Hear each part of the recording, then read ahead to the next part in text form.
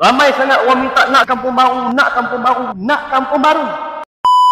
Hari ni saya ada satu lagi bisnes di kampung baru yang nak dijual. Bisnes kedai makan warung Cik Senah. Kedudukan warung ini betul-betul dengan Simpang 3. Simpang 3 Kelab Sultan Sulaiman.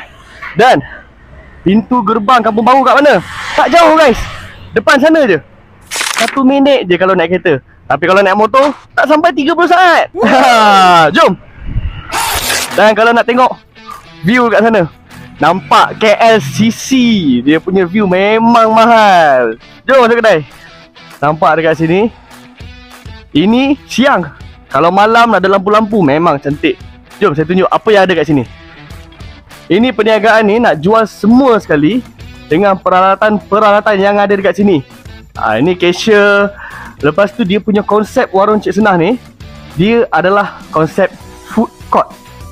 Dia ada main kitchen dan juga dia ada kios-kios yang dia sewakan.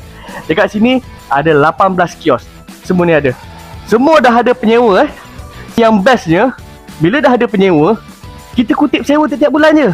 Kalau dah ada 18 kios, satu kios 2,000 boleh dapat dalam 30,000 lebih.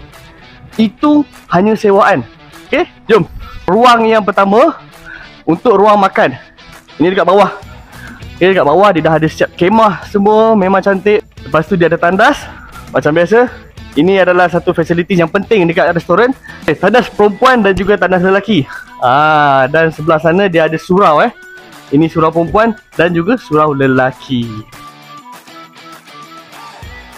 Kios-kios ni semua dia punya kontrak masih ada lagi dan boleh disambung untuk tahun depan. Ini adalah kios untuk minuman.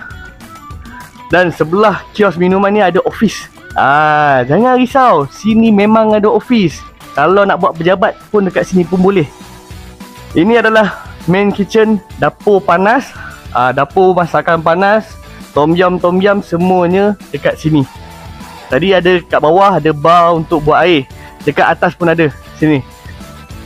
Ini dia tempat untuk buat air dekat bahagian atas. Okay.